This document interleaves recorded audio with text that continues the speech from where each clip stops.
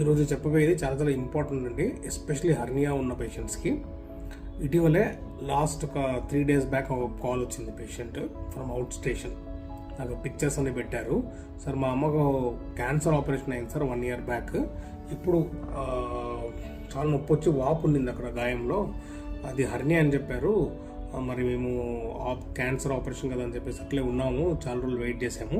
ఇప్పుడు ఏమైందంటే అది ఓపెన్ అయిపోయి పేగు బయటకు వచ్చింది సార్ అని చెప్పి నాకు ఫోన్ చేశారండి. ఇలాగే జస్ట్ ఒక 3 years బ్యాక్ ఇట్లాంటి పేషెంట్ మరి ఒక నాకు తెలిసిన వాళ్ళే హర్నియా చాలా రోజుల నుంచి హర్నియా ఉంటూ చాలా పెయిన్ వస్తుంది ఆవిడకి, పెద్ద ఆవిడ, ముసలావిడ. కానీ ఏంటంటే ఆపరేషన్ భయంతో, కొన్ని హెల్త్ ఇష్యూస్ కూడా ఉన్నాయి ఆవిడకి, ఆపరేషన్ భయంతో ఇట్లే వెయిట్ చేస్తూ దాన్ని మందులు ఇస్తూ పాపం అన్నం కూడా తినలేకపోయేది తను, అంత పెయిన్ వచ్చేది. కానీ కంప్లీట్ అబ్స్ట్రక్షన్ లేకున్నప్పటికీ వాళ్ళు అట్లాగనే మేనేజ్ చేస్తూ వచ్చారు, పెయిన్ కిల్లర్స్ ఇస్తూ. ఆల్మోస్ట్ ఒక 6 months తర్వాత తను ఎట్లా సీరియస్గా వచ్చిందనమాట ఎమర్జెన్సీకి.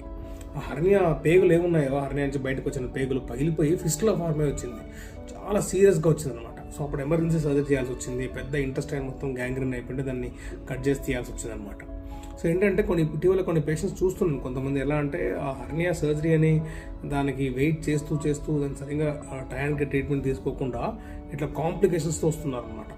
అంటే ఇట్లా హర్నియా బ్లాక్ అయిపోయి సబ్అక్యూట్ అబ్స్ట్రక్షన్ అయిపోయి దాన్ని క్రానిక్ అంటే అట్లా జామ్ అయిపోయి ఇంటెస్టైన్స్, అది పగిలిపోయి ఆ వూండ్ అంతా నెక్రోజ్ అయిపోయి, ఆ వూండ్ అంతా స్కిన్ అంతా థిన్ అయిపోయి కాంప్లికేషన్స్తో, చాలా అడ్వాన్స్డ్ కాంప్లికేషన్స్తో వస్తున్నారు.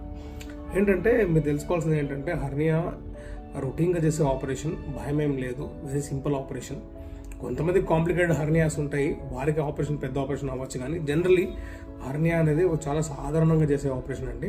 దీనికి భయపడాల్సిన పని ఏం లేదు. మీరు ఈ హర్నియా సర్జరీ ఎవరు చేస్తారంటే ప్రతి ఒక్క qualified general surgeon, surgical gastroenterologist చేస్తారండి ఆపరేషన్ ఇది. సో హర్నియాని నెగ్లెక్ట్ చేయకుండా మీరు వెంటనే ట్రీట్మెంట్ తీసుకోండి, సర్జరీ చేయించుకోండి, దాని కాంప్లికేషన్స్ వరకు లాక్కండి. సో కాంప్లికేషన్స్తో వచ్చినప్పుడు చిన్నది చాలా పెద్దదైపోతుంది, ఐసీయూలో ఉండడం, తర్వాత వెంటిలేటర్ మీద పోవడం, ఇవన్నీ ప్రాబ్లమ్స్ కొని తెచ్చుకున్నట్లు అవుతుంది అనమాట.